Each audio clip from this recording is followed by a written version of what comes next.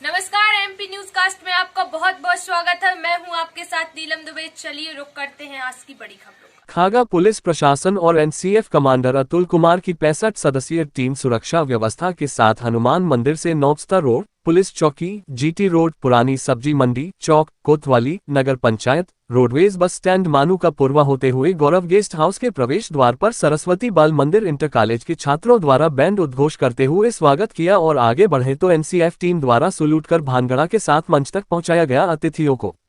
आप लोगों को बताते चले कि इस कार्यक्रम की अध्यक्षता प्रकाश पांडेय, उत्तर प्रदेश उद्योग व्यापार मंडल मिश्रा गुट प्रदेश मंत्री, मुख्य अतिथि कमलेश कुमार द्विवेदी, उपाध्यक्ष हाईकोर्ट बार एसोसिएशन प्रयागराज, विशिष्ट अतिथि कमलेश त्रिपाठी सतना मध्य प्रदेश, प्रयागराज से इशरत, बिहार से ईटीवी दिलशाद अहमद, संरक्षक डॉक्टर इंदु भूषण बाली जम्मू कश्मीर, अध्यक्ष चक्रपाणी चक्र बुलंदशहर, प्रेस क्लब अध्यक्ष रितेश पांड्या, प्रेस क्लब अध्यक्ष रवि कुमार कौशाम्बी, धर्मेंद्र सिंह कौशाम्बी जिला अध्यक्ष, देवा श्रीवास्तव नैनी प्रयागराज, ऐसे तमाम जनपदों प्रदेशों से पत्रकार, एडवोकेट, समाजसेवी वर्गों के प्रबुद्ध जनों के बीच सरस्वती प्रतिमा संविधान रचयिता डॉक्टर भीमराव अंबेडकर को माल्यार्पण कर दीप प्रज्वलित के पश्चात स्वागत गीत सरस्वती बाल मंदिर इंटर कॉलेज की छात्राओं ने किया, वंदना गीत प्रस्तुत किया, तत्पश्चात केक काटा गया और सांस्कृतिक कार्यक्रम प्रस्तुत किए गए।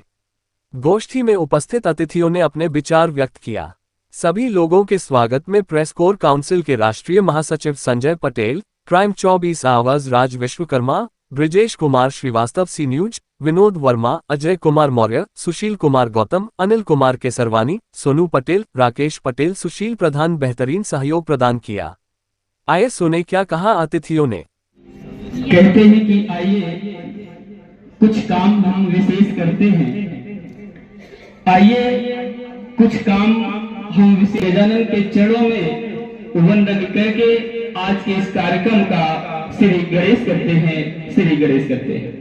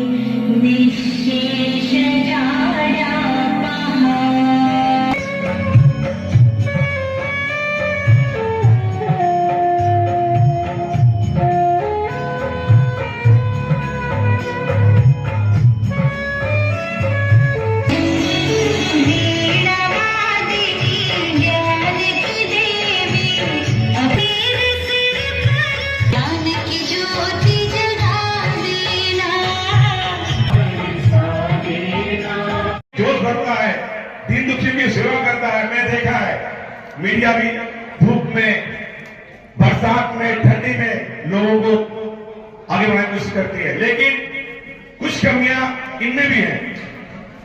ये लोग कुछ नया भी बातें भी नहीं करते हैं, जो सत्य है उसी को आप लोग दर्शाएं।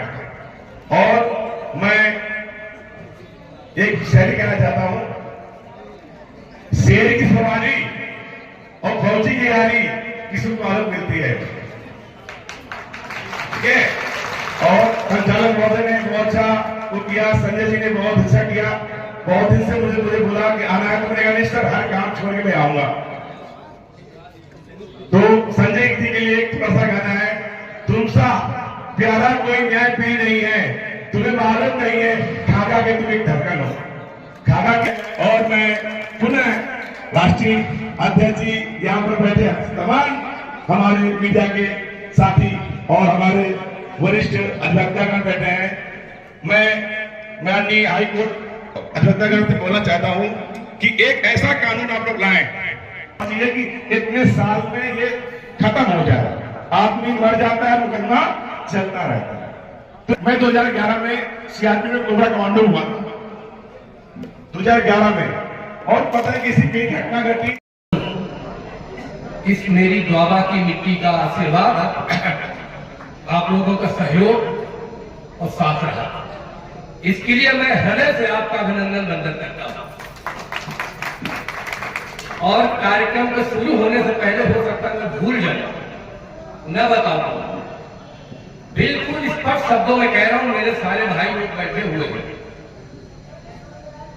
मैं अपने खागा की जनता से अपील करूंगा, निवेदन करूंगा कि मैं जिस लायक माननीय उच्च न्यायालय में बैठा हूं, इस क्षेत्र की शोषी गरीब या किसी भाई का मुकदमा हो, आज से मैं प्रेस बार काउंसिल से ऐलान करता हूं, मैं फ्री करूंगा, फ्री विदाउट फीस। आप सब लोगों के दरवाजे मेरे लिए हमेशा खुले हैं और ये मुझे याद दिलाइएगा कि आपने क्या कहा था, मैं उसका सख्त पालन करूंगा। आज हाई कोर्ट की मीटिंग है, कुछ माननीय सर्वोच्च न्यायालय के न्यायाधीश आ रहे हैं, तो इसलिए ज्यादा वक्त नहीं है आपके पास बोलने का कि मैं अधिवक्ता हूं। ये अदालत में खागा में ही नहीं, इलाहाबाद से होते हुए सुप्रीम कोर्ट में भी केस दायर करेंगे और उसको विजय दिलवाएंगे। मैं ये पुस्तक प्रकाशित की हुई है 1917 में। मेरे कुछ अनुभव हैं और अभी अभी मुझे एक पत्रकार महिला ने भी कहा कि हमारे ऊपर जब आपत्ति आती है तो हमारे साथ कोई भी खड़ा नहीं होता। मैं उनको इस मंच के माध्यम से आश्वासन देना चाहता हूं कि अब से ऐसा नहीं होगा, किसी पत्रकार पर, किसी भी नागरिक पर अत्याचार नहीं होगा, क्योंकि हम भारत के लोग, प्रस्तावना में लिखा हुआ है कि हम भारत के लोग, we the people of India, और मैं अपनी डोगरी भाषा में भी बोलूंगा, आज भारत के लोग। ये बातें हम क्योंकि अधिकार की बात करते हैं, नहीं, हम पहले मौलिक कर्तव्य की बात करते हैं। जब हम मौलिक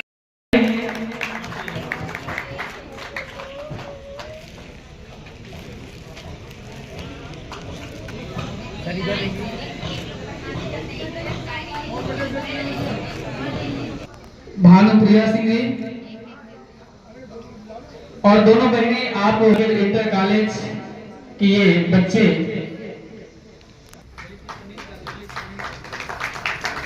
आप सभी की तालियां बजती रहनी चाहिए और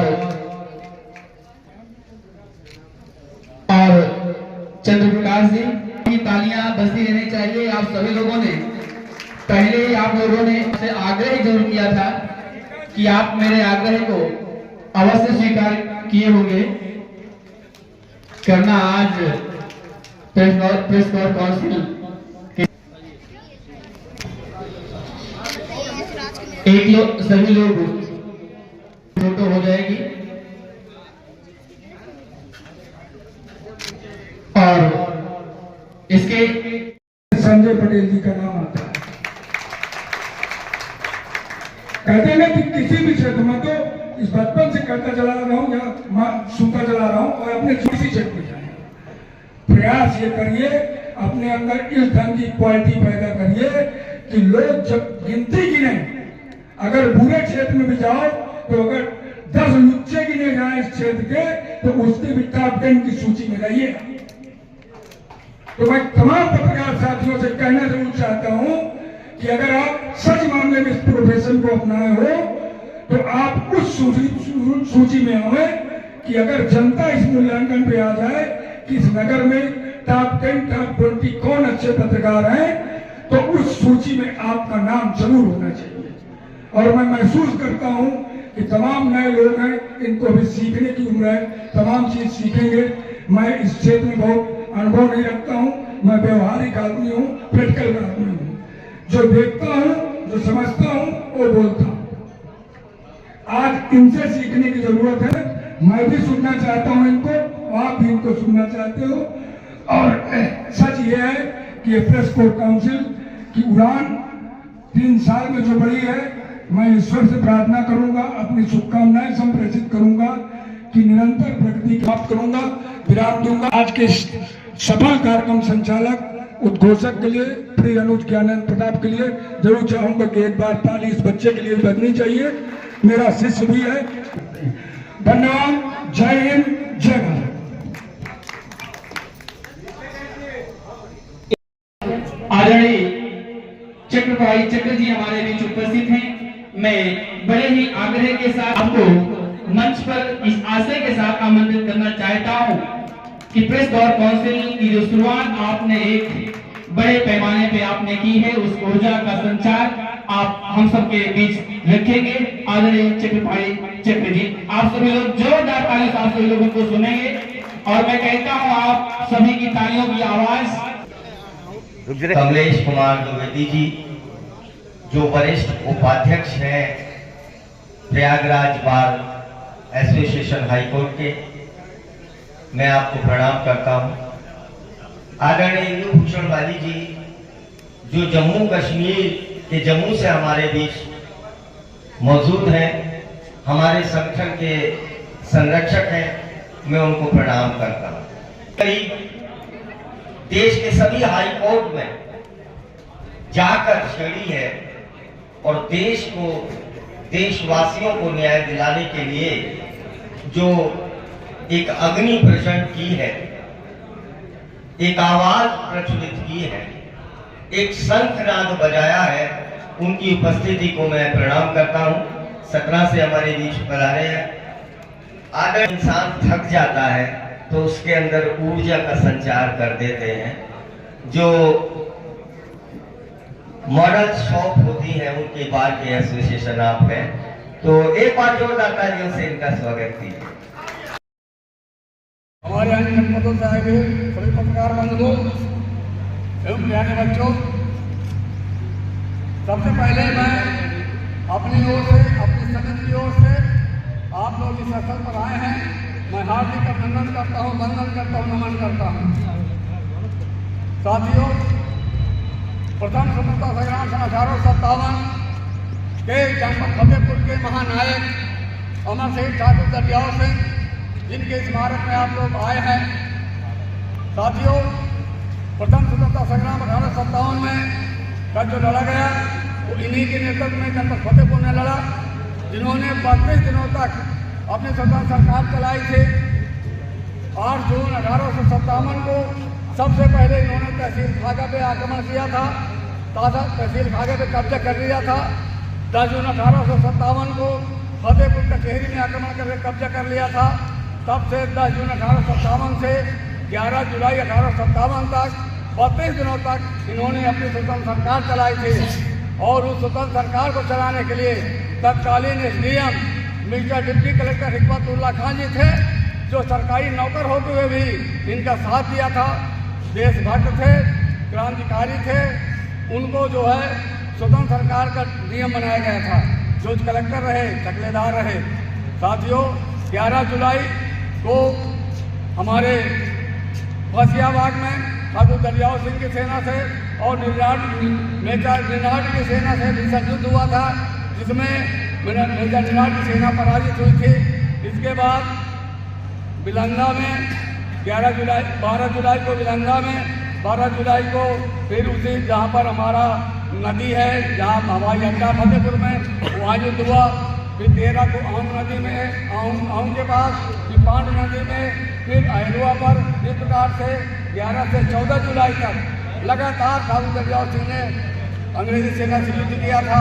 इसके बाद ये लोग गुरुला युद्ध करते रहे 9 माह तक, जिसमें बांदा, फतेहपुर, रायबरेली, कानपुर और इलाहाबाद, इन जनपदों में घूम घूम के ठाकुर दरियाव सिंह ने 9 माह तक युद्ध किया था और 32 दिनों तक अपनी सरकार चलाए थे, जिसके उसमें अंग्रेज लोग हमारे फतेहपुर जनपद को बहुत परेशान किए थे। यहाँ तक कि हमारे खाया के एक स्कूल भी नहीं लिए थे आज़ादी के पहले तक।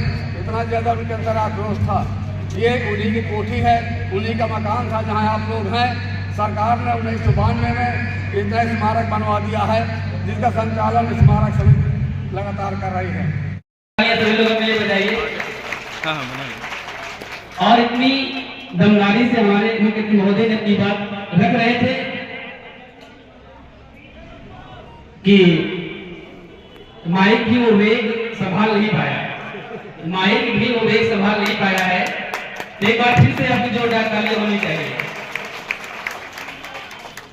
और के लिए कि आपकी नेकियों का हम कहां तक बखान करें, मैं फिर आपसे कह रहा हूं कि मैं तारीफ नहीं कर रहा हूं। जो शख्सियत सेकंडों में और खुले मन से ये कह दे कि आप बता दिवस पर राष्ट्रीय सम्मेलन के दिन आप खुले मन से ये कह के आए थे कि आपको मैं न्याय बिना फीस के दिलाऊंगा। एक बार फिर जोरदार तालियां आपको बजाइए। आपकी नेकियों का हम कहां तक बखान करें, वो सब तो नहीं जो आपकी गरिमा में हम बयान करें। आप तो अपने आप में शहंशाह हैं हुजूर, वो से हैं आप जनाब जिन्हें हम बारंबार प्रणाम करें, बारंबार प्रणाम करें। तो निश्चित रूप से ऐसे शख्सियत को अपने बीच में हम लोग पा करके बहुत बहुत अपने आप को गौरवान्वित महसूस कर रहे हैं। और चूंकि ये कारवां लंबा चलेगा और इसी कड़ी में मैं अपने बीच में बुलाना चाहूंगा एक ऐसी शख्सियत को, क्योंकि अभी आप लोग होली गीत भी नजदीक आ गए, इसका भी आनंद लेंगे। लेकिन वो शख्सियत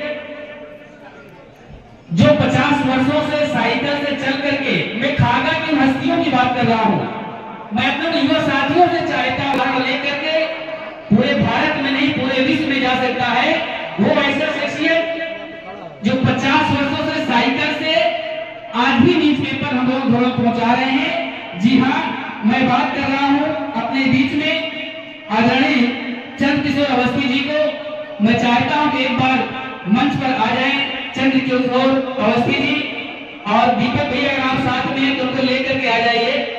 क्योंकि अगर मेरे सभी युवाओं को अगर ऐसे में भी अगर आवाज नहीं आएगी तो कब आएगी? ऐसे शख्सियत को तो गोदी में उठा के लाना चाहिए।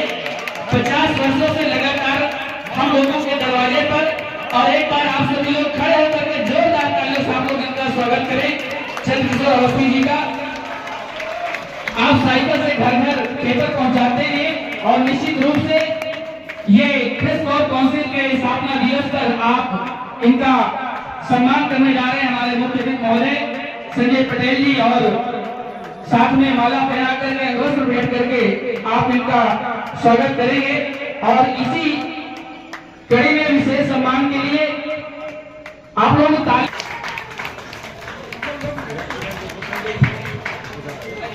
साल हो गए थे। और इसी कड़ी में मैं चाहूंगा जो खागा बचाओ आंदोलन में अपनी अहम भूमिका निभाई, और वो ऐसी महान शख्सियत हमारे बीच में नहीं है और पूर्व जिला पंचायत सदस्य रहे। जी हाँ, मैं बात कर रहा हूँ अरुण कुमार यादव जी की, आज वो हमारे बीच में नहीं। कष्ट करें निश्चित रूप से खागा ऐसे प्रिंट मीडिया के माध्यम से हो, इलेक्ट्रॉनिक मीडिया के माध्यम से हो, या आजकल सोशल और डिजिटल मीडिया का ज्यादा ट्रेंड है और कारगर यही है, इसके माध्यम से पहुंचाया जाता है।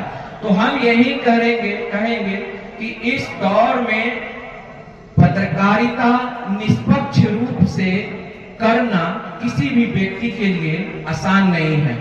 चाहे आप भीड़ का सामना करते हो या किसी भी गवर्नमेंट द्वारा जब व्यापक स्तर पर करप्शन का मामला चल रहा होता है और आप उजागर करते हैं तो पत्रकारों को मार दिया जाता है।